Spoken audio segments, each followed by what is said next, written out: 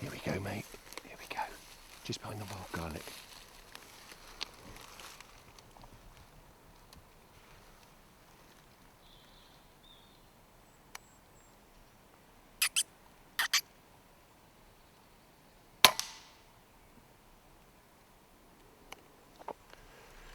Well, that was a good start, and I hope you had a better view of that one than I did. It was feeding away on something on the ground behind the wild garlic there.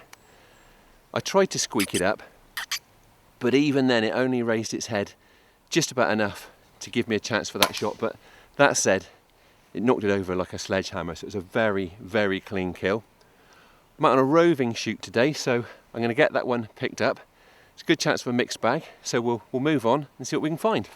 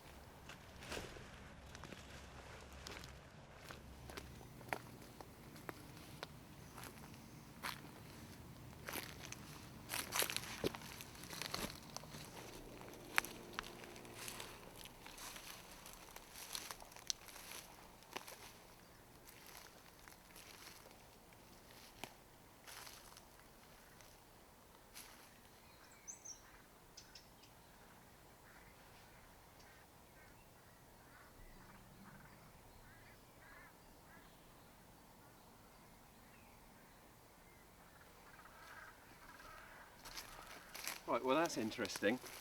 Phone just buzzed in my pocket and I've had a text from a mate who's out. He's on crop protection duties, decoying over a freshly drilled crop on a field that's actually runs parallel to these woods. Now, I knew he was out and I have actually heard a few bangs from over there. But anyhow, he's packing up now, but he said that quite a few birds have been flighting back to the edge of the woods over on the side where the field is. And it sounds pretty promising, so I think what I'm going to do, although I was planning a stalking session, I'm going to head back to the car, get my sticks, and I think we'll settle in over there and see what's about. Right, well I've tucked myself into a fairly shady spot here. I can't quite see the edge of the field because I'm still a little way in the woods, but it's all on the same estate, so I've got a good safe and large fallout zone behind my shots. As I said, I can't see the field, but in front of me are a couple big conifers that I know birds use as a lookout when they're flighting back and forth between the woods and the fields. We can hear rooks, crows and jackdaws about. There are one or two pigeons flitting around, so the signs are pretty good. We should just have to sit it out and see what happens.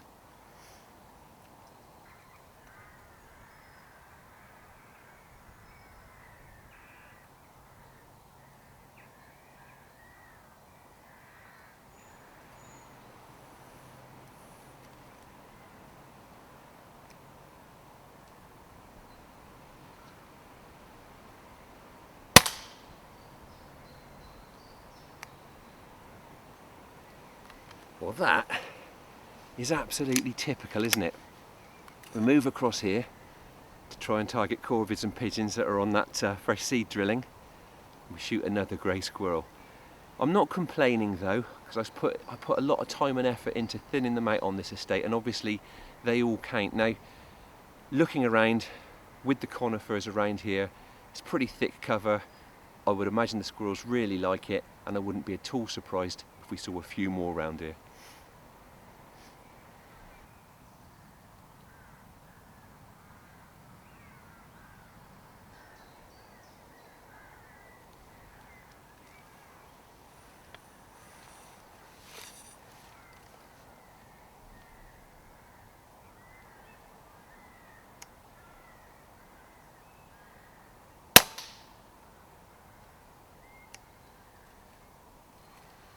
And another squirrel.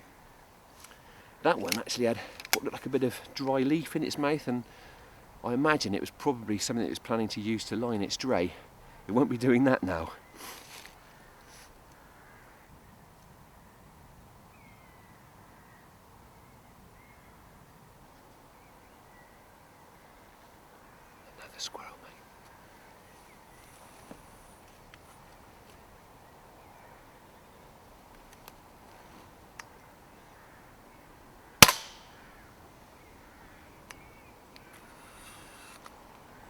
Oh dear. And that squirrel has just gone bolting off into cover. That was a clean miss because I think I made the rookie mistake of failing to notice a closer bit of twig that was out of focus in the sight picture. The pellet struck it, and that is all it takes to knock it way off aim. Lucky squirrel.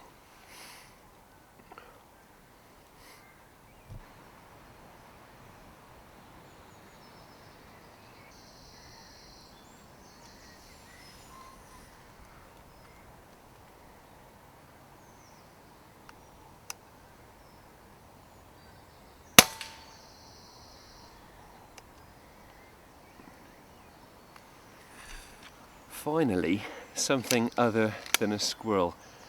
Had to thread the shot around some more debris again then, but managed not to clip it that time. Now, that jackdaw was about 35 metres away, and although I tend to often limit myself to headshots, I actually hit that one clean between the shoulders. This Daystate Red Wolf is FAC rated, so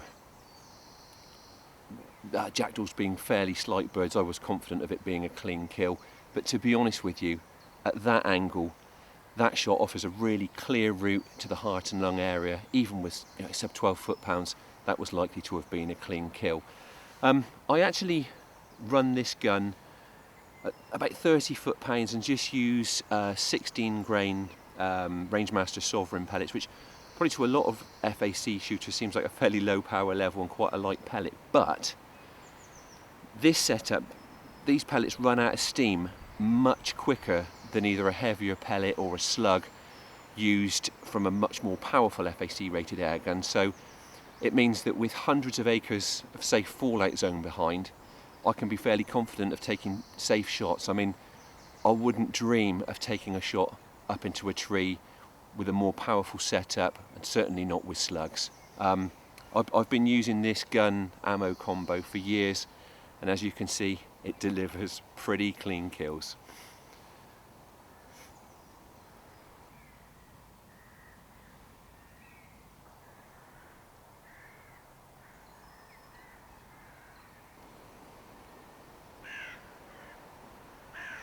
Another squirrel, mate.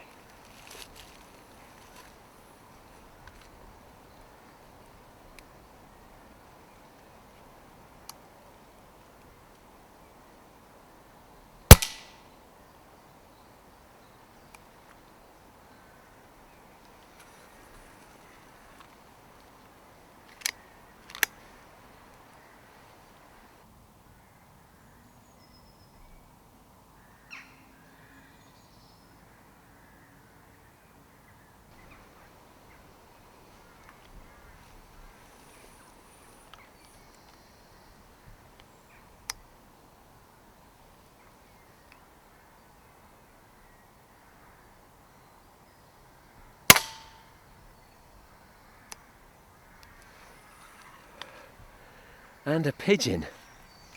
That was a close one, couldn't have been more than 20 metres away. At that angle and at such close range, with the FAC gun, that heart and lung shot was absolutely lethal again. Now, a mistake that a lot of shooters make when they're going for a heart and lung shot on a bird like that, particularly when it's up at such a steep angle, is they aim too high. Now, they think they're shooting the bird in the chest, but in reality, the pellet is probably going through the breast muscle, then either the breastplate or the crop. Now, if you think about it, if you push the pellet through from lower down, sort of from just beneath the fold of the wing, it's going to drill right up through the vitals, and as in that case just then, it'll just be absolutely lethal. It's just going to stop that bird's heart, it'll come down stone dead. So do remember, if you're going for a heart and lung shot at a very steep upward angle, thread that pellet in a little bit lower than seems obvious.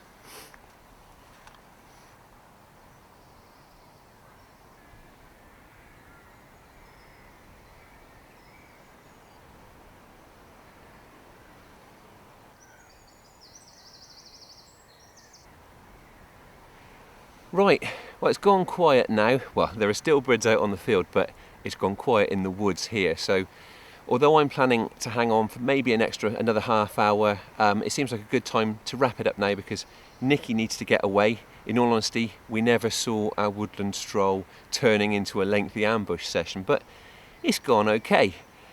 We've had more squirrels than expected, but we've managed to build a decent mixed bag, and it is nice to be able to make a small contribution to the crop protection efforts while continuing to thin out those squirrels. I certainly reckon I'll be paying another visit to this spot pretty soon.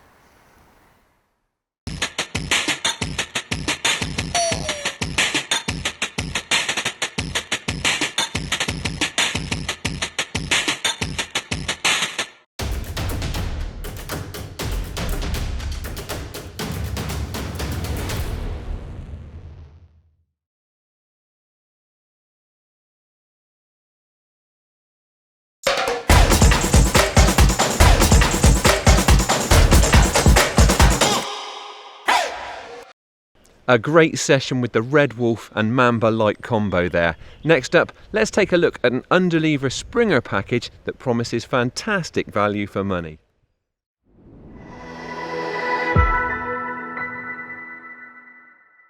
If you're in the market for an affordable airgun, you can do a lot worse than choosing a spring-powered model. Not least because then you aren't faced with the additional expense of charging kit. Now, I think this airgun meets that brief perfectly. It's the Hammerli Hunter Force 900 from John Rothery Wholesale, and it retails for £274.95, and that's with scope and mounts.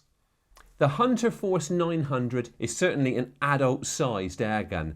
It's a fairly substantial 114 centimetres long, and it tips the scales at 4 kilos before you fit a scope.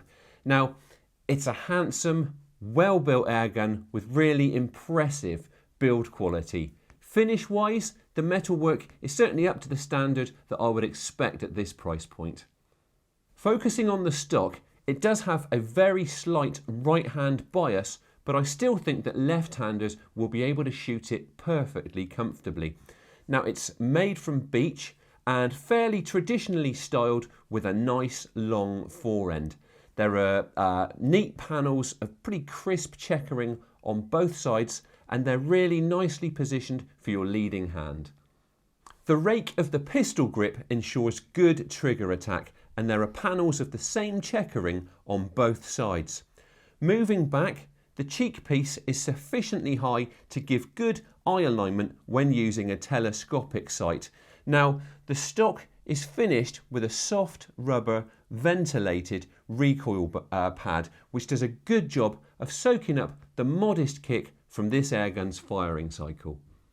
As you can see, you get 2 sighting options with this airgun. Now, shooting with open sights can be brilliant fun, and it can also be a pretty useful learning experience, and the Hunter Force 900 comes fitted with a decent set of fibre optic open sights.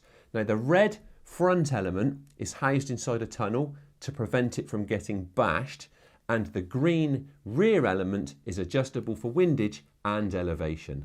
Now, as I've already mentioned, this combo also comes supplied with a telescopic sight and mounts. Now, attachment is via a dovetail rail, and there's also an arrestor plate that you can butt the rear mount up against to hopefully prevent it from creeping. Now, I've got to say that if this was my airgun, I probably would buy some slightly more substantial mounts to cope with really heavy use, but that said, I haven't actually experienced any scope creep during my testing. I've got to say that I'm really impressed with the quality of the supplied UX branded telescopic sight. Now, it's got a duplex type reticle, and its fixed 6x magnification makes it a good all-rounder. Now, it is fixed parallax, but it's airgun friendly, and the image stays sharp from about 8 meters right out to 50 meters. Now, if you screw off the caps, you can adjust the windage and elevation dials using either a coin or a key, or even a screwdriver. And each click adjusts the point of impact by 1/4 of an inch at 100 yards. The trigger blade is of a fairly simple design, but it is pretty much what I'd expect on an airgun of this type. Now, Hammerli describes the mechanism as being two-stage, and it is just about, but it's very, very short. Now, if you remove the trigger guard, it is adjustable, but actually, I'm quite happy with it on its factory setting. Now, despite the very short first stage travel, there's still a very clear stop before a positive, predictable, creep-free breakpoint.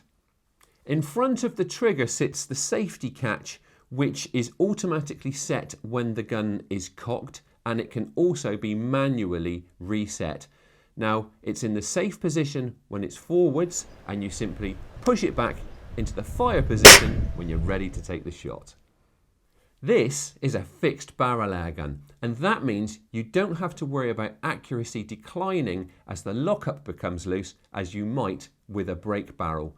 Now, cocking is by means of an underlever action. Now, being full power, it does take a bit of a heave, but the underlever is sufficiently long to give you plenty of leverage. Now, the downward stroke, apart from setting the safety catch, opens up the breech, ready for you to load pellets direct, and thanks to the fairly large aperture, it's not too fiddly, even with small 177 pellets. Now, there's an anti-bear trap mechanism to keep your fingers safe, and you unlock that by pushing down the button behind the trigger. That then frees up the underlever for the forward stroke, which closes up the breech before everything snaps home into the retainer. As I've already said, this is a full power airgun, and the test gun is churning out a very healthy 11.5 foot-pounds muzzle energy with 177 caliber JSB Hades pellets. Now, consistency is within 9 feet per second over a string of 10 shots, and that's better than some PCPs costing twice the price. Now, despite knocking out power close to the legal limit, the action of this gun is actually pretty smooth, the recoil is fairly modest, and it's easy to manage. Now, this airgun may not be a lightweight, but a bit of heft is really handy for soaking up the recoil caused by the firing cycle of a spring and piston airgun. Thanks to its fixed barrel, consistent power output, and fairly subtle recoil, this airgun is a pretty accurate performer. Now, shooting from a bench, I've been getting ragged single hole groups at 20 metres, and it's still grouping within an inch at 30 metres. And that means that it's up to targeting live quarry at sensible ranges as long as you do your bit. Now, on the plinking range, you should be able to confidently tackle reactive targets at significantly longer ranges than that. So, that's the Hammerli Hunter Force 900 combo from John Rothery Wholesale. It's a very good underlever airgun with a decent telescopic sight for well under £300. Now, it looks good, it's built to last, and it hits the mark. You really can't ask much more from any airgun than that. I think it would make a brilliant choice for anyone looking to make a start in our sport, or for shooters wanting to add a decent spring-powered airgun to their lineup.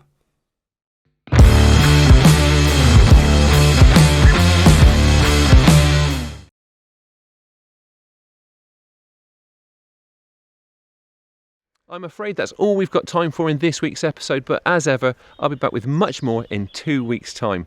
Thank you for watching, and please don't forget to like and subscribe. It doesn't cost anything to subscribe, and it means you won't miss a single episode. Also, do take a look at our subscription offers for Airgun World magazine. Should be able to find details for that in the show description. I'll see you again in a fortnight, and in the meantime, enjoy your shooting and stay safe.